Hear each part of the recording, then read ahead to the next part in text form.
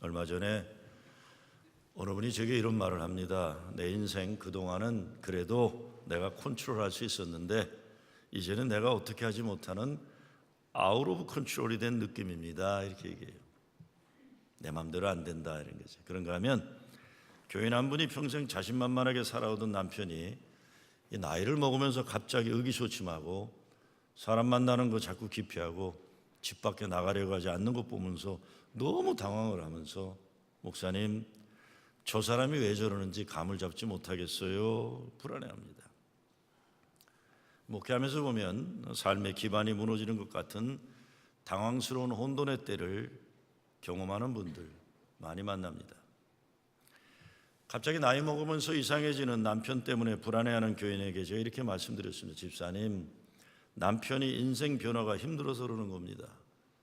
불확실한 예측 불허의 인생 현실을 감당하기 어려워 그러니까 이럴 때일수록 남편 구박하지 말고 잘 품어주고 용기 주고 더욱 사랑해줘야 합니다. 그랬어요.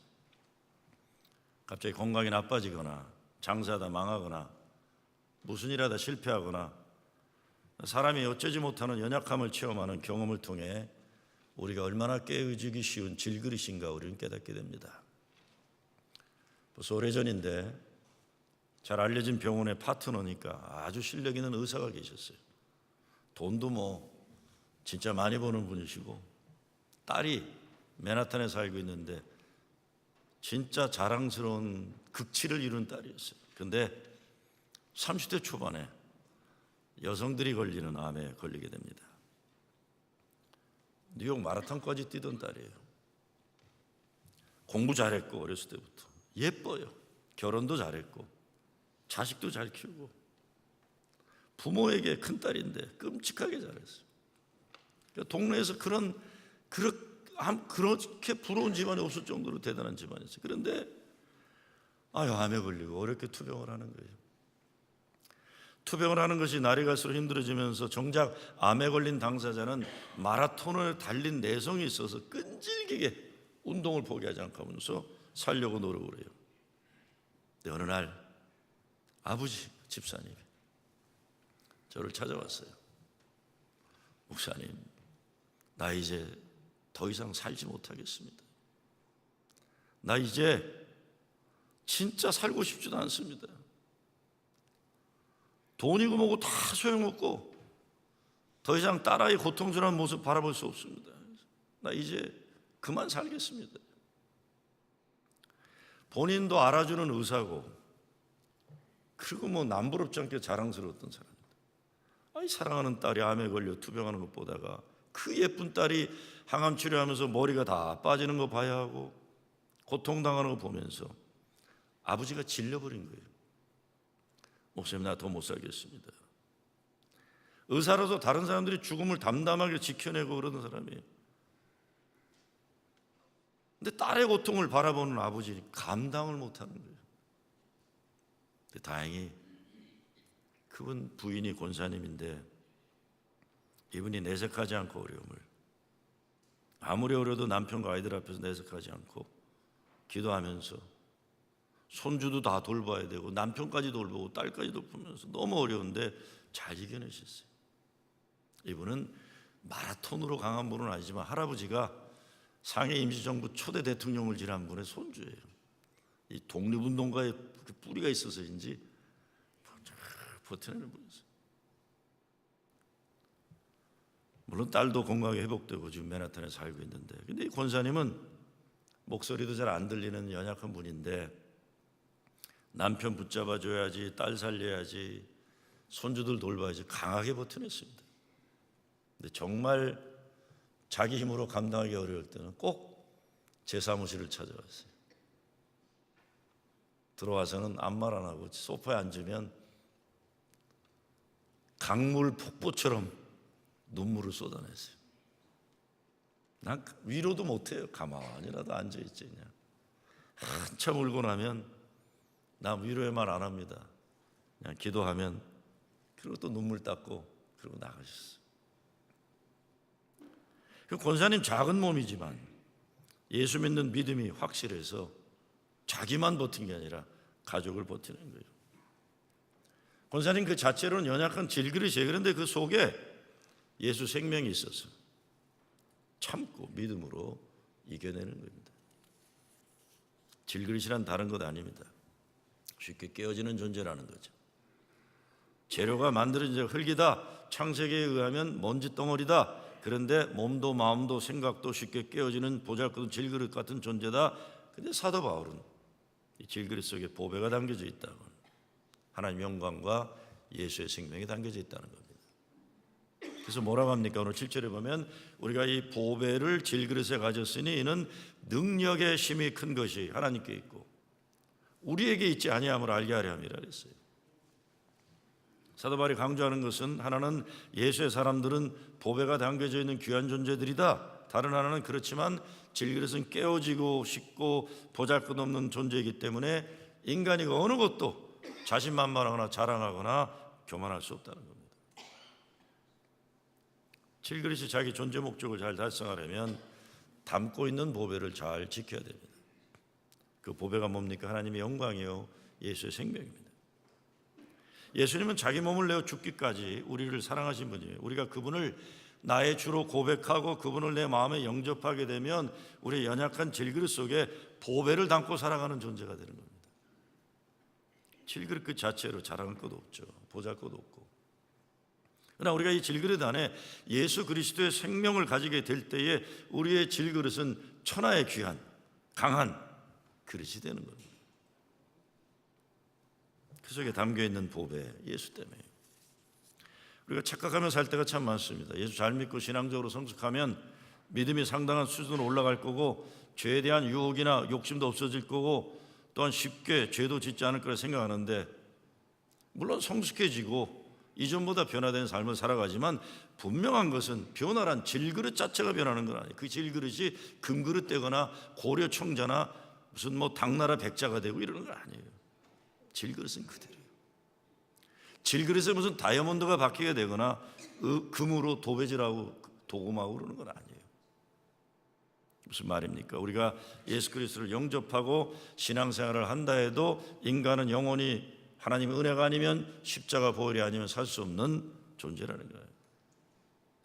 그런데 우리가 이 질그릇 속에 예수의 보배를 갖게 되면 어떤 일이 일어납니까? 8절 9절에 보니까 우리가 사방으로 우겨싸움을 당해도 쌓이지 아니하며 답답한 일을 당하여도 낙심하지 아니하며 핍박을 받아도 버림받지 아니하며 거꾸로 됨을 당하여도 망하지 아니하고 신나는 말이에요.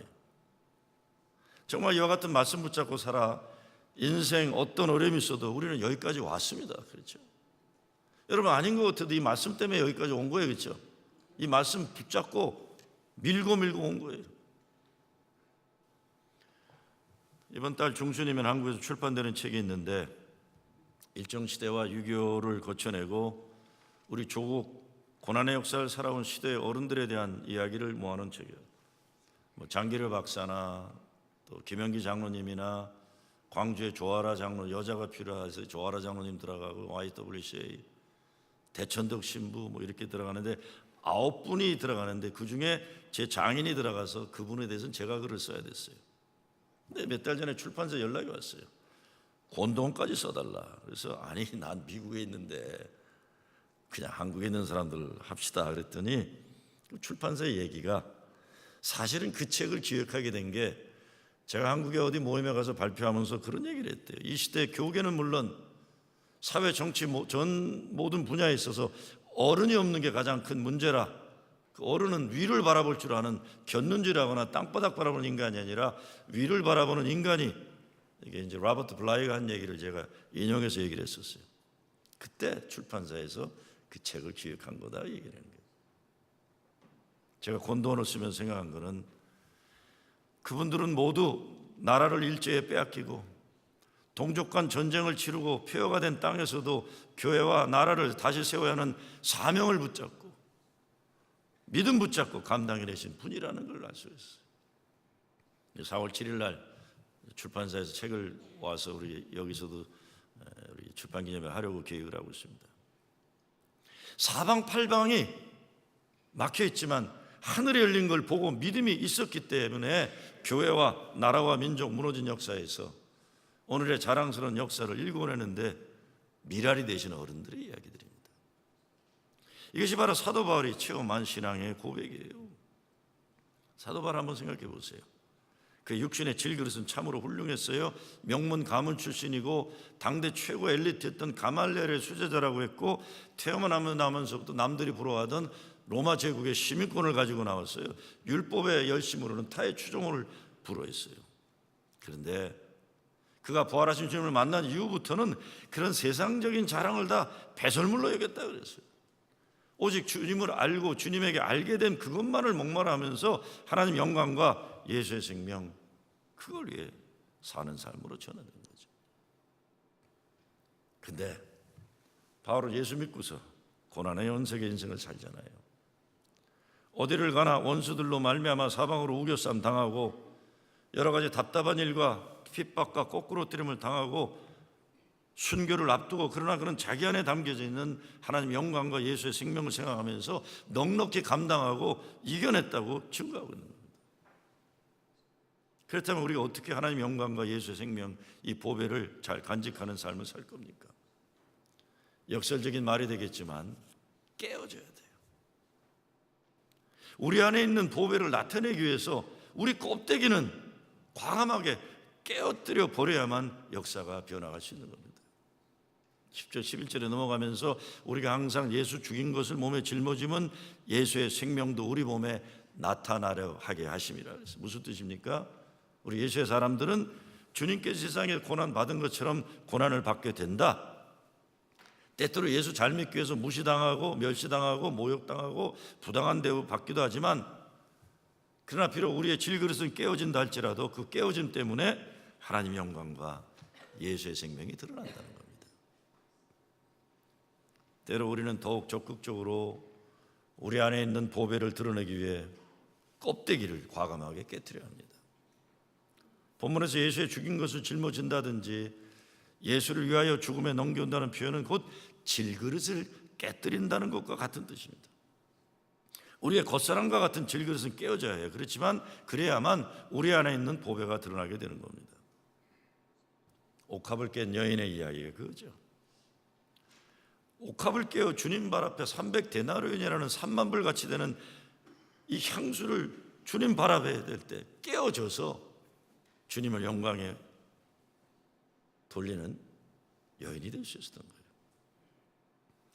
제가 지난주 송칠성 권사님 천국 환송 보내고 수요예배 때도 그런 말씀 잠깐 드리고 새벽에도 그랬지만 힘들더라고요. 진짜 힘들어요.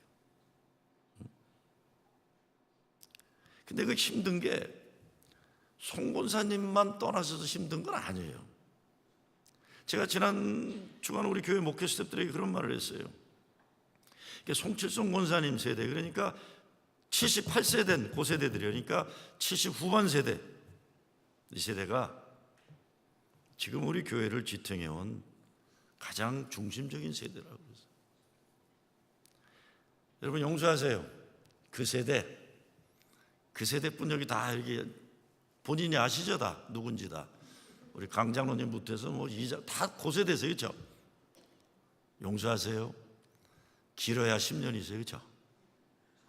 그 내가 또 많이 보태드린 거예요. 그것도 내가 우리 부목들한테 야 앞으로 어떡하냐, 우리 앞으로 어떡하냐 그랬어요.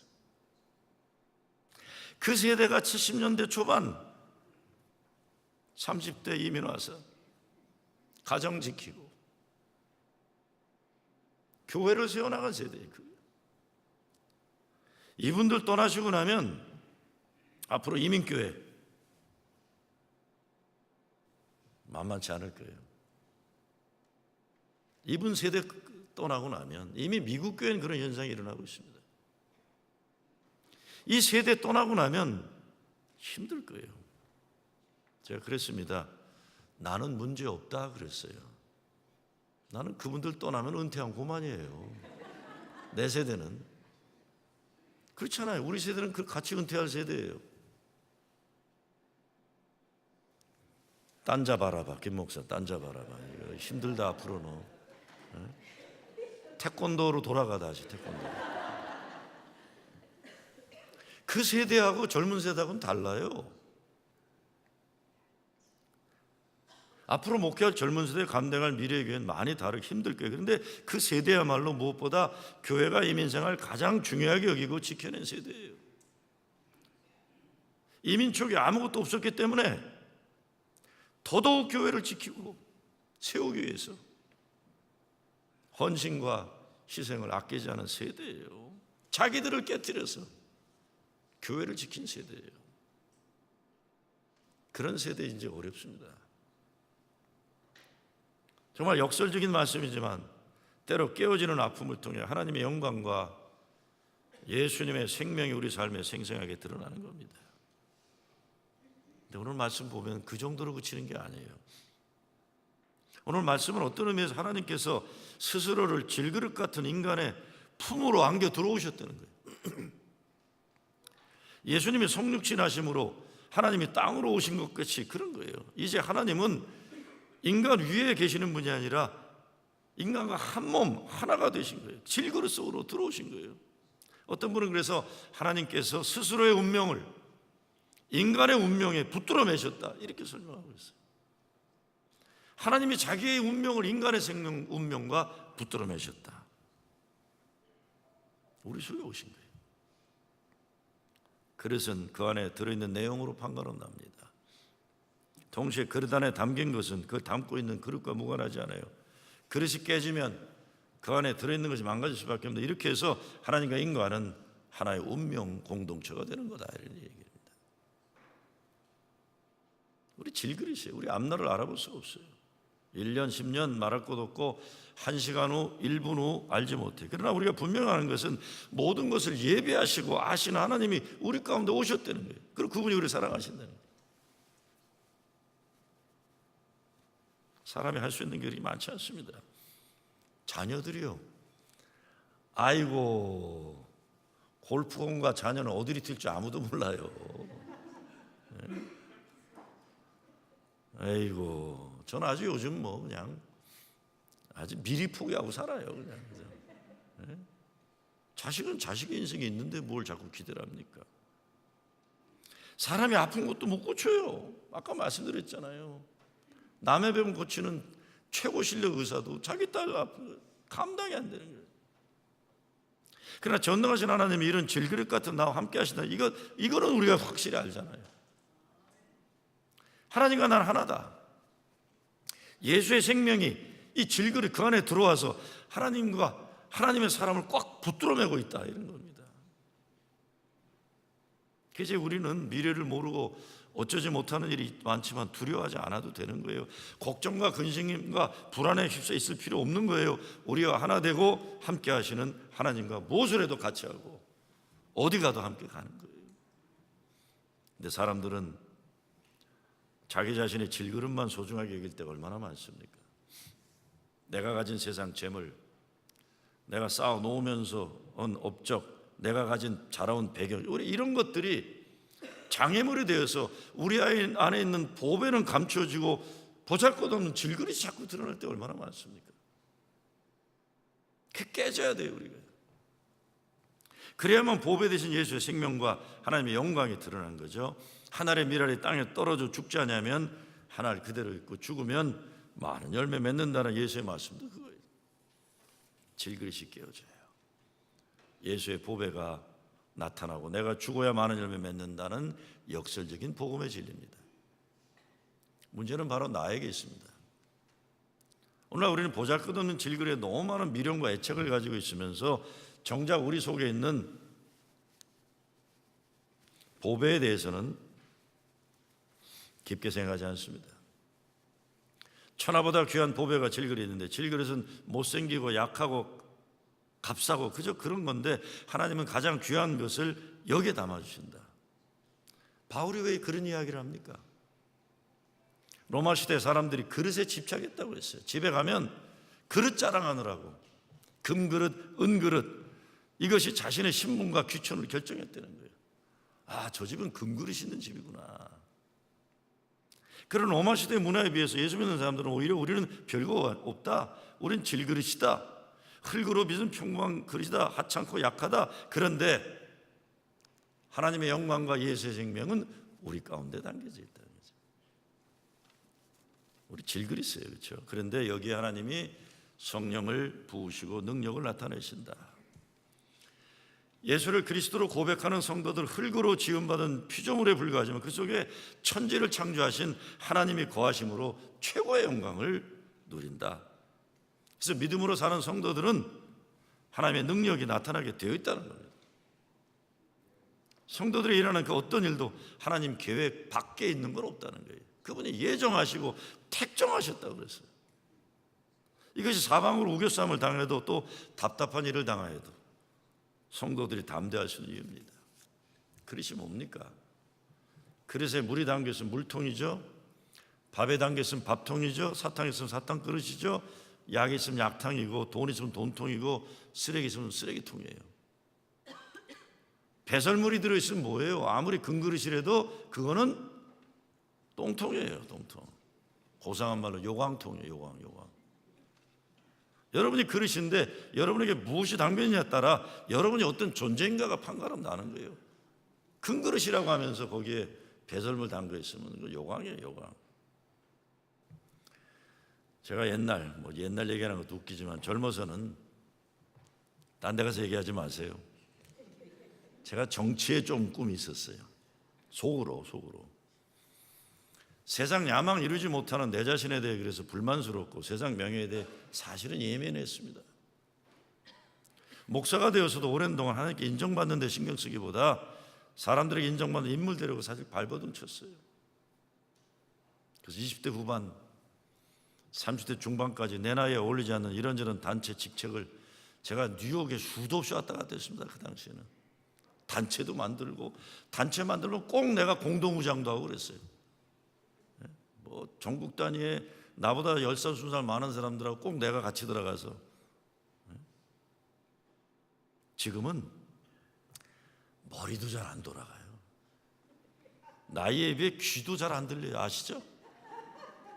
어제 우리 사돈 거기 우리 아이 그 시아버지 되는 사람하고 대화를 나누는데 그 사람도 보청기 끼고 나도 보청기 끼고 그냥 뭔 소리 하나도 모르면서 계속 얘기하고 영어로 얘기하려니 더 힘들고 서로 그냥 다. 눈도 잘 안 보이잖아요. 요즘에 눈도 안 보여. 그렇지만 제가 이래봬도 40대 중반 50대 초반까지만 해도 세상 정치 이야기하고 인물 이야기하면 남에게 뒤져본 적이 없어요. 신나가지고 내가 알고 있는 세상 인물들에 대해 아는 것처럼 평가하고 그랬어요. 내가 사실 어느 큰 인물과 어떤 일을 같이 했고 내가 누구 밥을 몇 번 사줬고 누구를 알고. 근데 그러고 나면요 허탈감만 쏟아지더라고요. 여러분 미국에 살고 있는 우리 동포들은요 대한민국 정치 짝사랑하지 마세요. 허망하고 허탈해요. 뉴욕 동포들 박지원 씨 때문에 자꾸 국회의원 꿈꾸는 분들 계신데 웬만하면 하지 마세요. 그거요. 그분도 후회할 거라고 생각해요. 저는. 나의 부끄러움 때문에 허탈해지는 거예요. 너무 창피하잖아요. 내가 못 들은 세상 명예의 욕망을 내가 알고 있는 사람들 이야기하면서 인정받으려 한다든가 세상 돌아가는 일 내 마음대로 평가하면서 내가 유명한 정치인이나 시대의 인물이나 된 양 착각하는 그런 불행한 일 우리가 얼마나 쉽게 빠집니까? 지금 제 사무실에 가면요 대통령 된 사람들 뭐 이런 사람들이 쓴 것들 그냥 안 보이는데 다 감춰놨어요. 제가 창피해가지고요. 그런 거 안 내놔요. 저. 이런 헛된 것들에 대한 관심으로부터 자유함을 얻을 때 얼마나 큰 기쁨이 있는지 몰라요. 그런데 헛된 세상의 욕심과 자랑에 빠지기보다 질그릇 같은 나를 하나님의 일을 위해 불러주시고 쓸모있게 하신 하나님의 은혜를 생각하면 가슴이 벅차잖아요. 나를 쓸모있게 하시는구나. 정말 우리가 살면서 얼마나 많이 헛된 일들을 꿈꾸며 살아갔는지 몰라요. 그래서 시간 낭비하고 부질없는 것 위해서 낭비하다가 그냥 가는 거예요. 여러분 아시죠? 저는 장례식 때 조화 앞에 못 나오게 하는 거예요. 다 복도에 놓으라고 그래요. 아무리 대단한 높은 사람들이 조화가 와도 여기 안 세워요. 죽음 앞에서 그러는 거 아니니까요. 안 세워요. 그냥 복도까지는 놔드려요. 죽을 때 다 똑같은 거예요. 뭐 얼마나 훌륭했는지 그런 거 중요하지 않아요. 우리 인생 평가는 우리에게 담아주신 하나님의 보배를 어떻게 잘 귀하게 드러내는가, 내 인생이 새 그릇이냐 은그릇이냐 금그릇이냐, 이게 중요한 것이 아니라 내게 담아주신 하나님의 보배를 어떻게 잘 간직했는 거예요.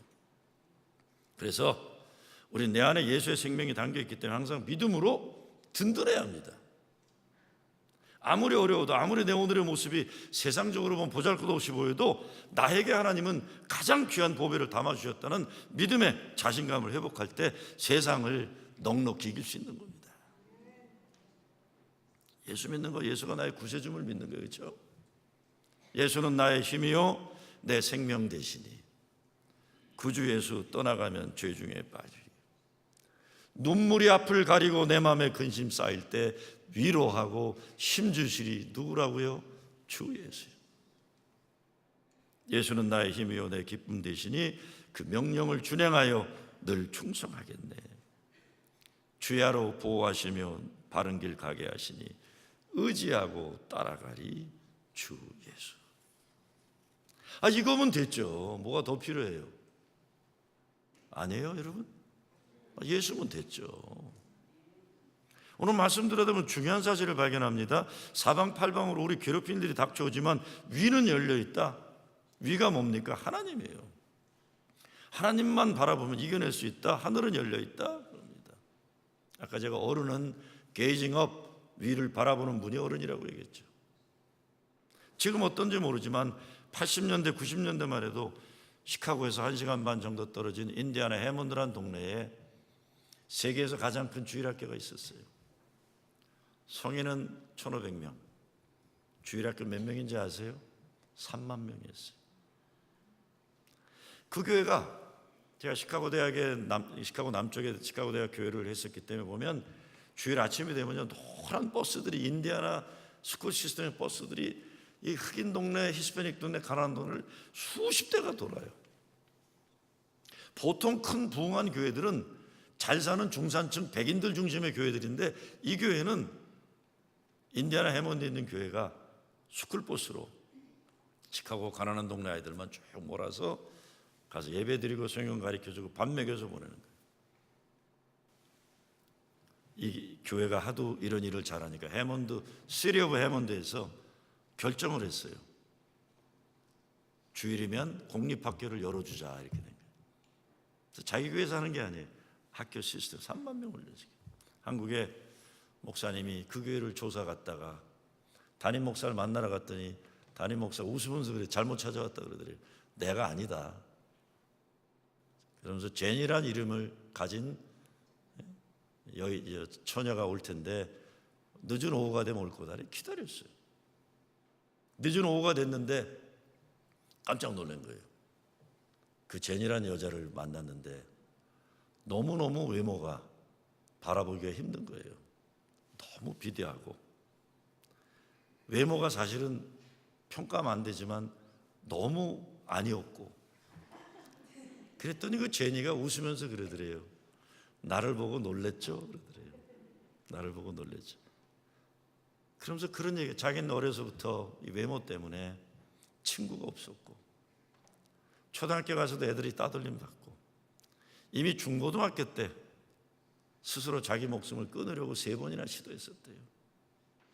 그러다 대학을 갔는데 대학의 내비게이터, CCC 같은 이 전도하는 아이들한테 붙잡힌 거예요.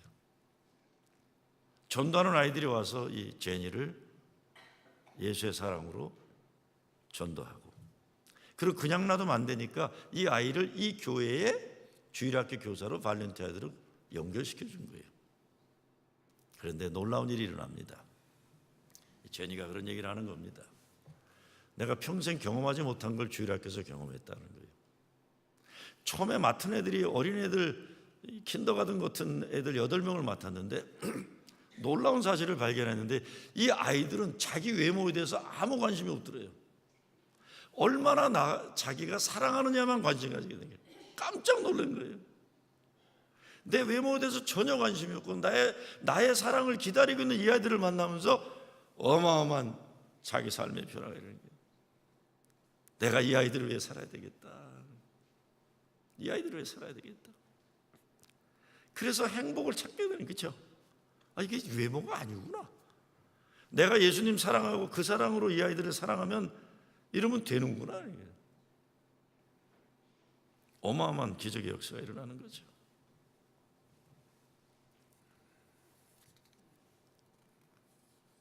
우리는 질그릇이라 부족하고 모자라고 연약하고, 교회도 그래요. 목사도 그래요. 교인들도 그런 존재일 뿐이에요. 그렇죠? 그러나 우리는 하나님의 영광과 보배를 담은 예수 생명을 담은 질그릇이에요. 그래서 하나님은 오늘도 우리 교회를 통해 또 여러분을 통해 하나님의 거룩한 역사를 이루기 원하시는 거죠. 바로 주의 몸된 교회를 사랑하는 여러분의 헌신을 통해 하나님의 역사를 이루고 가고 계시는 겁니다. 비록 질그릇이지만 예수의 생명과 하나님의 영광을 담은 여러분, 이 믿음으로 가정 지키고 교회 지켜내시고 하나님의 아름다운 기적의 역사의 주인공 된 여러분 되시길 주의 이름으로 축원합니다.